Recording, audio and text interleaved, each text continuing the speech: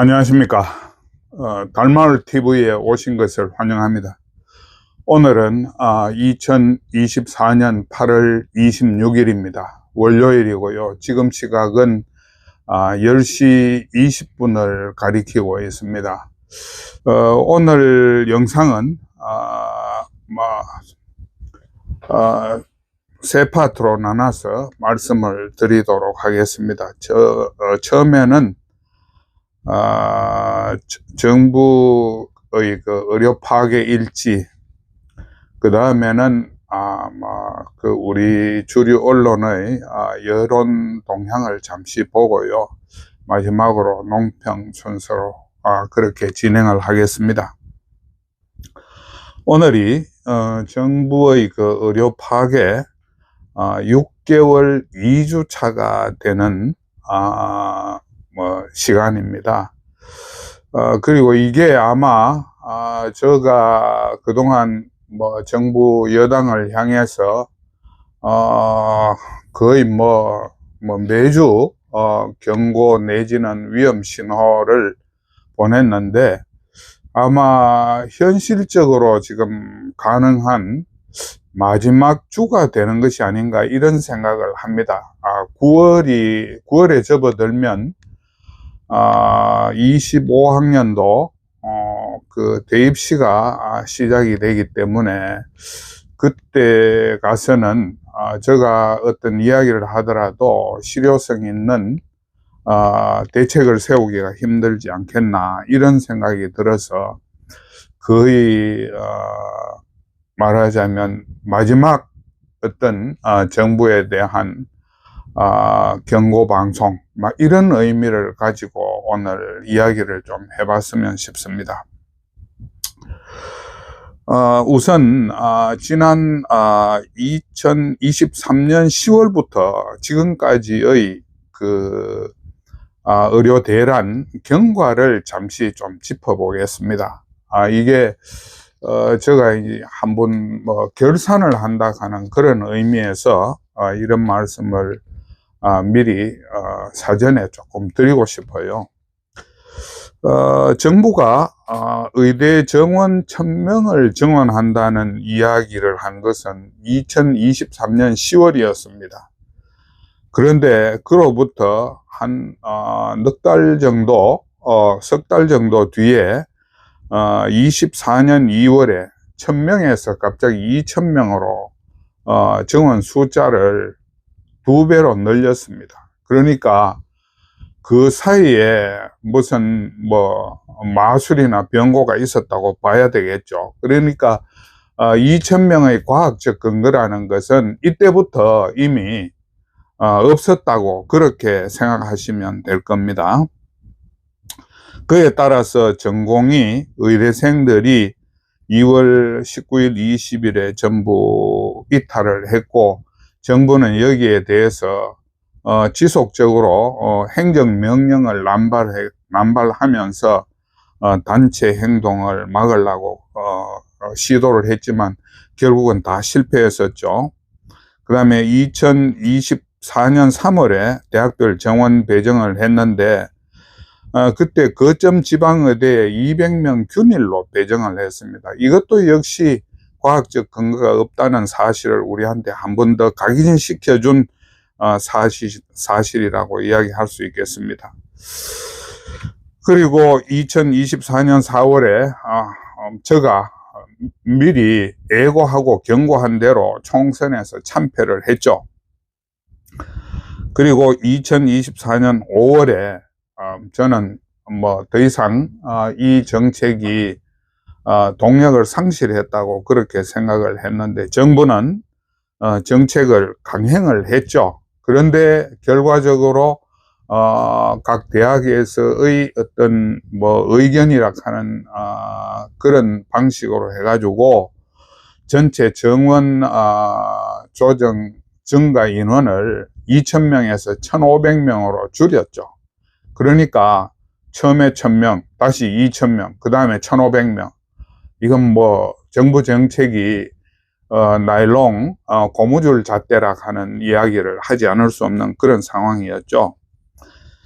그 다음에 2024년 6월에 빅5 병원에서 휴진 투쟁이 있었고, 그 다음에 지난 16일 날 의대 정원 증원 청문회가 있었는데, 이때를 기점으로 여론이 반전되는, 말하자면 정부의 정책에 대한 지지 여론보다 반대 여론이 조금 더 많아지는 여론 역전 현상이 있었지 않나, 그렇게 생각을 합니다. 그와 동시에 전공의들이 그 9월 턴에 복귀를 거부하고 국시를, 일반이 의대 6년을 졸업하고 일반이가 되는 국가시험을 거부하고, 의대생들은 수업을 거부하고, 뭐 더 나아가서 군의관 공보위까지도 거부하는 이런 파멸적인 상황이 벌어지게 된 겁니다. 그 다음에 상급 병원이나 거점 병원들, 소위 말해서 수련 병원들 거의 대부분이 뭐 경영의 어떤 압박으로 인한 붕괴 사태가 일어나고, 의료계 붕괴가 그때 본격화된 거죠. 그런데 지난주 들어서 정부가 한 거는, 결국은 이렇게 해도 뭐 자기 뜻대로 안 되고, 저렇게 해도 자기 뜻대로 안 되고, 행정명령은 전부 다 공수표가 돼버리고, 자기들이 내걸었는 당근책이라 하는 거는 아무런 효험도 없고, 뭐 헛다리를 짚은 정책을 계속 내세웠으니까 그런 결과가 왔겠죠. 그래서 정부가 지금 마지막 카드로 내걸었는 게 보복 정책입니다. 의대생들과 전공의들에 대한 어떤 보복 정책이죠. 그 하나가 전공의 업무를 대신하는 간호법을 통과시키는 것. 그 다음에 두 번째가 개원 면허제를 도입하겠다고 검토하기 시작한 것.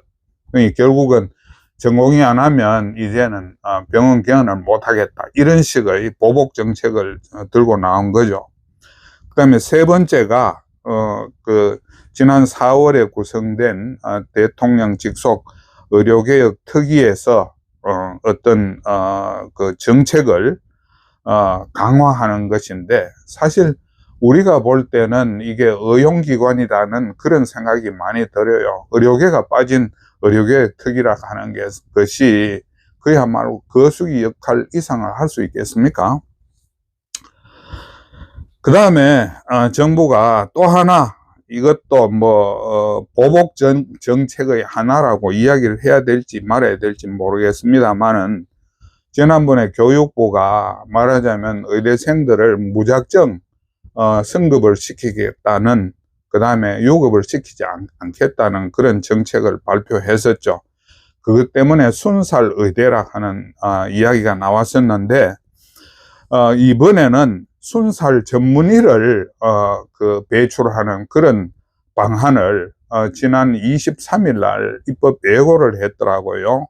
정부 복지부 시행 규칙인 모양인데, 이거를 오늘까지 지금 그 입법 예고를 해가 시행을 한다는데, 이거 도둑 입법 예고 아닙니까? 이렇게 참 졸렬하게 절차를 거치지 않고 그야말로 개농 감추듯 정책을 그냥 집행하는 이런 그 야비한 수단을 써서는 안 되겠죠. 정말로 생각할수록 참 안타까운 현실이 계속되고 있습니다. 그 다음에 지난 주에는 그 응급실 붕괴가 본격화됐다는 뉴스가 이제는 정말로 주류 언론 여기저기에서 그게 발견이 됐습니다. 그래서 저도 주변에서 그런 이야기를 듣습니다만은, 이제 아프면 큰일 난다는 이야기가 국민들의 일반적인 인사가 되어 버렸어요. 근데 그 응급실 붕괴를 우리가 조금 심각하게 봐줘야 됩니다. 그 응급실이라는 것은 제가 이제 비유를 하자면 빙산의 물 위에 떠 있는 부분이라고 생각하시면 됩니다. 그러니까 보통 제가 상식으로 알고 있기는 9분의 1 정도가 물 위에 떠 있다고 그렇게 알고 있는데 9분의 8은 그 빙산 떠 있는 빙산의 그 밑에 물 밑에 깔아 있는 거거든요. 이게 바로 응급실의 배후 진료 기능입니다. 그러니까 응급실이 무너진다는 것은 밑에 있는 9분의 8도 같이 무너지고 있다 하는 그 이야기로 여러분이 이야기를 하셔야 되는 겁니다. 이게 응급실만의 문제라고 그렇게 단순하게 생각해서는 안 된다는 거죠. 근데 정부에서는 이게 일시적인 진료 제한이다, 이런 식으로 지금 말하자면 숫자를 좀 왜곡하고 또 문제가 있는 것을 축소시키고 이런 식으로 지금 땜질을 하고 있는 상황이라고 그렇게 봐야 될 겁니다. 근데 현실적으로 지금 응급실 에서 진료를 못 받아 가지고 사망하는 사고가 지금 잇따르고 있죠. 그거는 응급실만의 문제가 아니고 응급실의 배후 진료권이, 진료 인력이, 진료 체제가 무너졌기 때문에 그런 현상이 빚어지는 것이거든요. 그런데 이제 엎친 데 덮친 격으로 결국 그 의사들을 대신하던 간호사, 간호조무사 이런 보건의료노조의 직역에 있는 분들이 우리도 이제는 더 못 견디겠다. 대학교 지금 전문의나 교수 인력들이 막 빠져나가고 있는 상황 아닙니까? 거기에다가 간호사, 간호조무사, 그다음에 보건기사 이런 인력들까지 협의가 잘 안 되면 29일부터 말하자면 총파업에 들어가겠다고 하니까 이게 이제 정부가 지금 사면 초과에 몰린 상황이 된 겁니다. 지금 이런 상황까지 왔는데도 아직까지 정부가 정신을 못 차리고 지금까지의 기조를 말하자면 의료 테러라 할까요? 의료계 파괴라 갖고 이런 작업을 지금 계속하고 있으니까 정말로 제가 생각할 때는 이게 정말 정부가 정상적인 제정신을 가지고 지금 국정을 하고 있지 않다, 이런 생각을 할 수밖에 없는 상황이 됐습니다. 근데 두 번째로요, 주류 언론의 여론 동향이 어떤지 잠시 살펴보겠습니다. 짤막하게. 지금 세 가지로 나뉘는데요.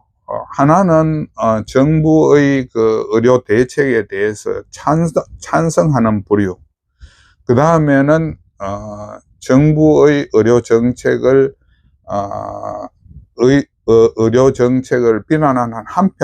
비판하는 한편으로 의료계에 대해서도 어떤 비판을 하는 양비론적인 입장.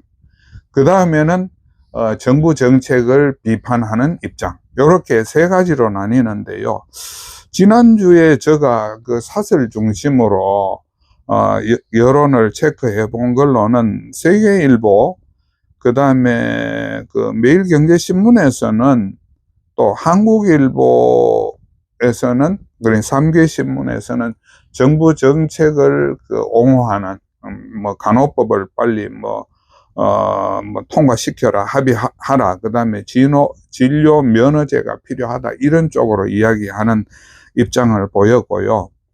조선일보는 양비론적인 입장을 취했습니다. 그러니까 정부는 땜질 대책으로 시간만 보내고 있고 일부 의사들은 사고를 기다리고 있는 거냐 하는 식의 좀 비판적인, 양쪽을 비판하는 입장이면서 간호법 처리를 요구하는 그런 여러 가지 좀 복합적인 태세를 보였다고 이야기할 수 있겠습니다. 그 다음에 동아일보와 중앙일보는 대체로 비판적인 기사를 한두 건씩 올렸는데요. 동아일보 사설은 이제 지방의대가 무너졌다. 그 의대 정원을 증원했는데, 교수들이 전부 수도권으를 다 올라와 버리니까, 누가 과연 이 사람들을 가르치겠느냐. 그 다음에 인정평가를 받기가 어려울 것이다 하는 그런 이야기. 그럼 중앙일보 경우에는 의료 현장이 총체적인 난국에 빠졌다. 정부가 무슨 대책이 있느냐.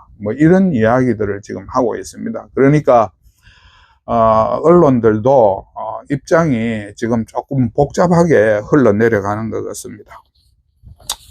자, 그러면, 마지막으로요, 오늘, 의료 대란에 대한, 논평을 조금 말씀을 드리겠는데, 제가 정리를 하다 보니까 생각나는 게, 윤 대통령의 인격, 그 다음에 인격과 오지랖, 이런, 주제가, 여기에 어울리지 않겠나, 이런 생각이 들었어요. 말씀을 좀 드려보겠습니다. 8월 4주차에 갤럽이 윤 대통령의 국정 지지도를 조사했죠. 지금 3주간 쉬고, 지난 23일 날, 지난 금요일 날 다시 조사를 새로 재개했는데, 윤 대통령 지지도가 27%였습니다. 근데 저는 지금 윤 대통령에 대한 저 개인의 지지도가 27%다. 이렇게 생각하시면 틀리지 않을 걸로 이해가 될 겁니다. 대통령이 지금 받고 있는 이 지지도라는 것이 지금 이제는 30%대를 올라가기가 힘들 것 같고요. 저도 이제는 하향할 가능성은 있지만 상향하기는 힘들지 않겠나, 이렇게 지금 전망을 해요. 근데 지금 국정 상황이요, 제가 지금 누차 말씀드리지만은 별로 그렇게 우리가 녹록하게 흘러가고 있다고 지금 볼 수가 없는 그런 이야기들이 지금 계속되고 있는 거거든요. 지금 심각하게 생각되는 게 6월 말 가계하고 정부 부채가요, 3,000조를 돌파했답니다. 이게 정부나 가계나 둘 다 지금 가계 파산, 재정 파탄의 위험성을 안고 있다 하는 그런 이야기 아니겠습니까? 경제가 무너져 버리면 다른 분야가 아무리 성해도 이거 나라가 지탱하기 어려운 거거든요. 근데 지금 이게 가계 부문하고 정부 부문하고 지방자치단체는 뺀 겁니다. 채무가 3,000조를 지금 돌파해 가지고 3,040조 이렇게 이야기하는데, 이거는 심각한 신호입니다. 그리고 지난 영상에서도 말씀을 드렸지만, 지금 윤 정부도 지금 살림살이 솜씨가 아주 한 D 학점 좀 된다고 해야 될까요? F 학점이라고 이야기해야 될까요? 지금 부채가 1년 사이에 100수십조가 지금 늘어나고 있으니까 이게 지금 간단한 문제가 아닙니다. 거기다가 부동산 가격 이런 게 물론 서울에 국한된 이야기지만 올라가고 여러 가지 경제 지표들이 지금 굉장히 위험한 상황이잖아요. 근데 이런 상황에도 불구하고 또 지금 의료 파탄이라는 국가적인 위기가 또 여기에 추가가 되고 있는 거 아니겠습니까? 그런데 서두에서 말씀드린 바와 같이 이번 주가 지나게 되면 이 의료 파탄도 이제는 수습할 수 없는 국면으로 넘어간다. 이게 이제 우리가 알고 있는 상식이거든요. 2025년 입시가 시작이 되면 돌이키기가 점점 어려워진다, 이런 말씀입니다. 그런데 저는 지금 작년 2023년 10월 18일 날 제가 이 의료 대란에 대한 첫 영상을 올렸는데, 그때 올린 영상에서 윤 정부의 의료개혁이 교각사루다. 그러니 소뿔을 고치다가 소를 죽인다라고 이야기를 했습니다. 근데 현실이 지금 그렇게 된 거거든요. 지금 그렇게 가고 있지 않습니까? 앞으로 더 심각한, 지금까지와는 상상할 수 없었던 더 사방에서 사람들이 죽어나가는 그런 사태가 지금 빚을 가능성이 엄청 지금 높아지고 있거든요. 그래서 저는 윤 대통령이 국정에서 모든 부분이 다 그렇다고 생각하지는 않습니다. 다만 이 의료 부분에 관한 한 윤 대통령의 그 상식과 무능에 이제는 거의 절망 단계로 지금 넘어갔다는 거죠. 근데 이거는 상식과 그 무능에 대한 의구심 차원이 아니고 이제는 이분의 인격에 대한 그 의구심으로 지금 전환이 되고 있어요. 그게 뭔 이야기냐 하면 대통령이 그 국민들의 그 고통에 대한 공감 능력이 전무하다는 겁니다. 우리가 어제 그 지난번에 그 서울에 이태원 참사에 있을 때 대통령이 몇 번 가고 화재 사고 이런 거 나면 다 가가지고 거기서 대통령이 그런 모습을 보여주는 것은 이 우리 국민들의 불행한 죽음에 대해서 우리가 마음 아프고 거기에 대해서 애도하는 그런 마음이 있다는 걸 국민한테 보여주는 거 아닙니까? 그런데 지금 의료 대란과 관련해서 의사들이나 또는 전공의들이나 의대생들에 대한 안타까움을 표시한다든지 또는 그로 인해서 많은 희생을 치르고 있는 간호사들의 그 취업난을 안타까워한다든지 또는 이 사태로 인해서 사람이 죽어나가고 있는 이 사태에 대해서 유감을 표시한다든지 저 한 번도 본 적이 없거든요. 이게 공감 능력이 제로라는 겁니다. 그래서 저는 참 이런 생각을 하게 돼요. 어떻게 그렇게 집에서 강아지는 그렇게 사랑하는 태도를 보이면서 사람이 죽어나가는 데 대해서는 어떻게 장님이 된 듯 그걸 모른 척 할 수가 있느냐는 거죠. 그래서 결국은 지금 이 의료개혁을 시작하고 나서 완전히 그 윤석열 대통령과도 마찬가지고 정부도 완전히 까막눈이 된 걸로 저는 지금 그렇게 판단을 하고 있습니다. 지금 현실을 전혀 보지 못하고 있는 것 같아요. 근데 여러분이나 저나 잘 알다시피 정치의 요체라는 것이 민심을 읽는 거 아니겠습니까? 민심을 잘 읽어야 이거 정치가 될 수 있는 거죠. 그 다음에 국민의 심기를 거스르지 않아야 국민들이 정부가 하는 일들이 전부만 눈에 불을 켜듯이 화를 돋구는 일이라면 그 정치를 잘한 정치라고 이야기할 수 없지 않습니까? 근데 여기서 제가 이제 그 윤석열 정부가 공감 능력이 상실되어 있다는 것과 관련해 가지고 대통령의 그 어떤 국정 행태를 보면서 느끼는 게 하나 있어요. 그게 이제 그 한동훈 그 지금 국힘 당 대표하고 상둥이 꼴이라 하는 그런 느낌을 가져요.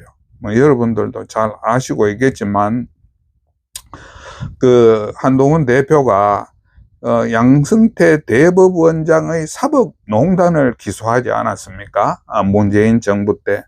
근데 이 기소를 무려 5년 이상 끌어가지고 1심 재판을 받아냈거든요. 그게 아마 지금부터 그렇게 오랜 시간이 아닙니다. 한동훈 당 대표가 법무부 장관으로 있을 때 일이었으니까 별로 오랜 시간이 아니거든요.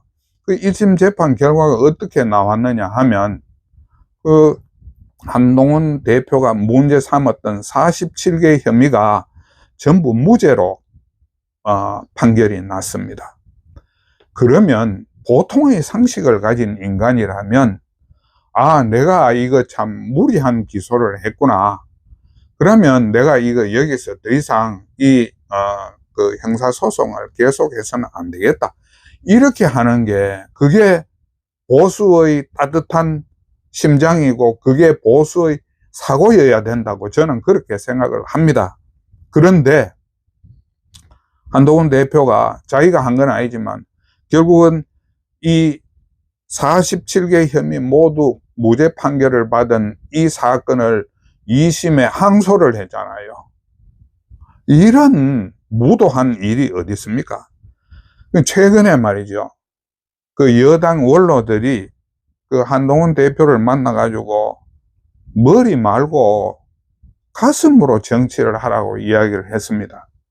그러니까 이 양승태 대법원장에 대한 그 집요한 남의 인생을 파괴하는 그런 그 형사소송이라는 것을 보면서 저는 참 진저리를 느끼게 된다는 거죠. 그게 또한 특수검사들의 고질병이 아닌가 이렇게 생각을 하게 됐다는 겁니다.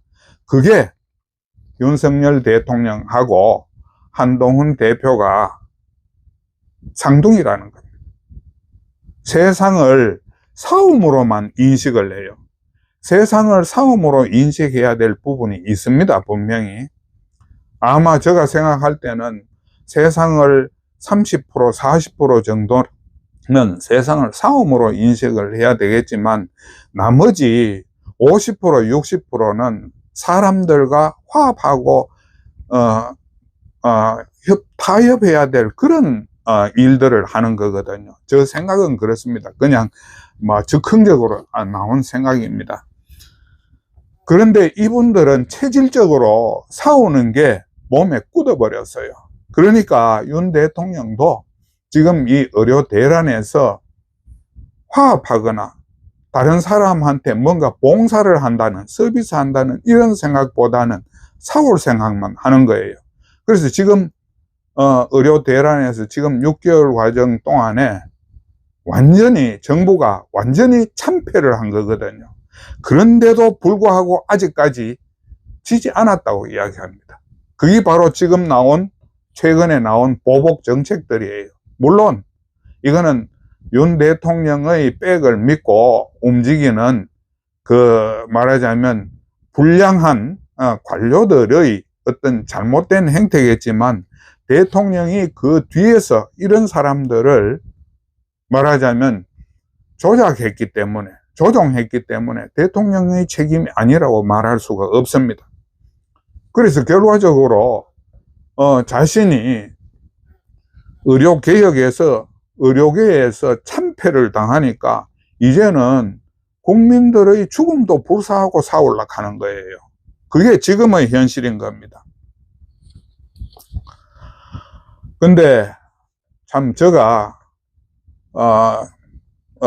이 유튜브 영상을 시작할 때는 윤석열 정부의 성공을 위해서 이 영상을 유튜브를 시작한 사람입니다. 그런데 어쩌다 보니 지금 이렇게 됐는데 그 윤석열 정부가 의료 대란으로 지금 나라를 쑥대밭으로 만들어 놨잖아요. 저는 보입니다. 그렇게 느껴집니다.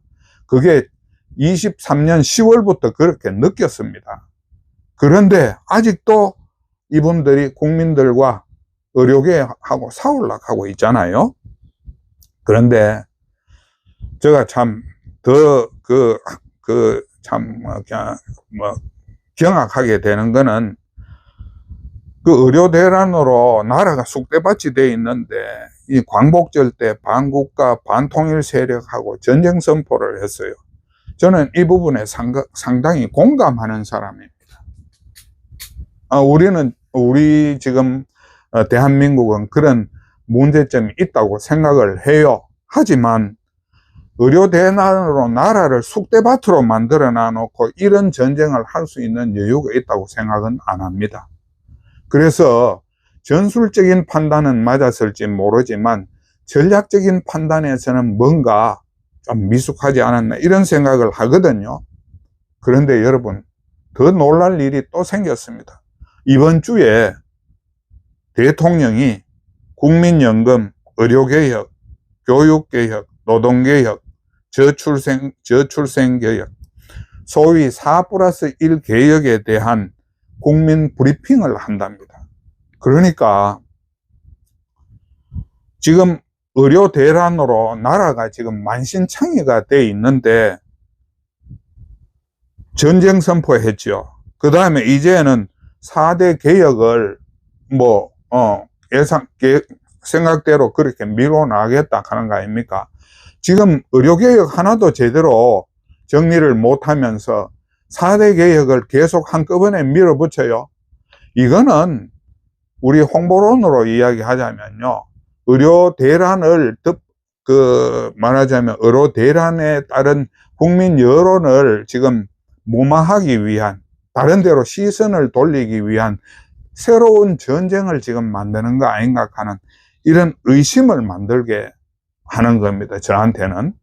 아마 많은 국민들이 그렇게 생각하실 수도 있을 거예요. 그리고 이런 그 나라가 쑥대밭이 됐는데도 대통령이 9월 달에 그 삼성, SK, LG 총수 데리고 체코에 간답니다. 이게 불효불급한 외교 활동이 맞습니까? 저는 이게 외유놀이 아닌가 하는 그런 의구심이 많이 생겨요. 그래서 이런 상황들을 쭉 보면요,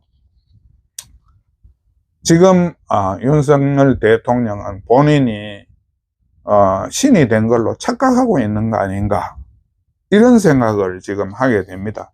사람이 권력에 도취되면 자기가 신이라는 그런 생각을 하게 되는 거거든요. 그 부분을 여러분들은 유심히 한번 봐주셔야 돼요. 근데 제가 이제 하고 싶은 이야기는 윤 대통령한테요, 더 이상 국민을 괴롭히지 마라. 그럼 의사를 괴롭히지 마라. 이미 정부의 의료개혁은 엉터리라는 것이 다 판명이 났다. 미천이 다 드러났다. 저는 그렇게 단언하고 싶습니다. 그래서 근본적으로 생각해 보면요, 그 대통령이 우리가 27점짜리 아닙니까? 쉽게 말해서 27점짜리 대통령이 우리 의료계에 대한 국민의 평가는요, 의료개혁을 시작하기 전에 74점이었어요. 우리나라에서 가장 신뢰받는 집단이었어요. 그리고 27점짜리가 그 열등생이 74점짜리 우리나라 최우등생을 가르치려고 벌인 게 이번 의료개혁이고 의료 파탄이라는 겁니다. 그래서 그 대통령이 이번 의료 대란에 대한 화풀이 성격으로 국민의 그 도전하는 그 개혁 브리핑 이런 거는요, 저는 밀어야 된다고 생각하고요. 이미 개혁 브리핑은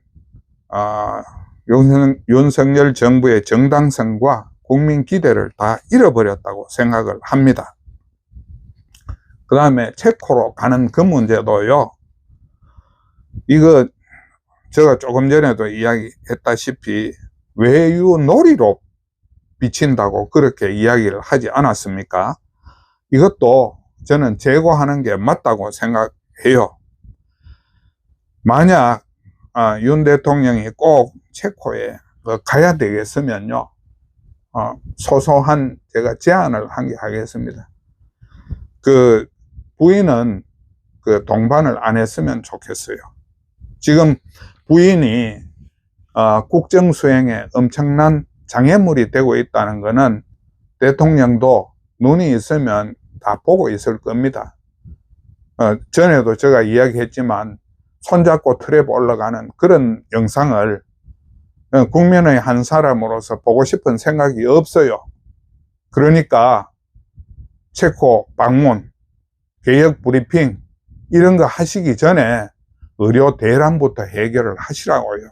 이제 남은 시간은 일주일입니다. 이번 주에 해결을 못하면 윤 대통령이 이제 빠져나올 수 없는 수렁으로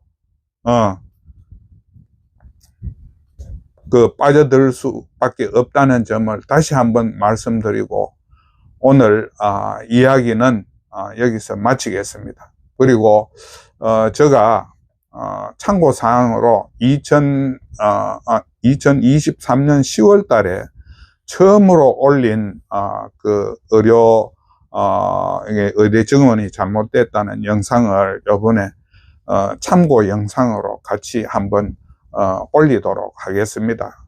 참고해 주시기 바랍니다.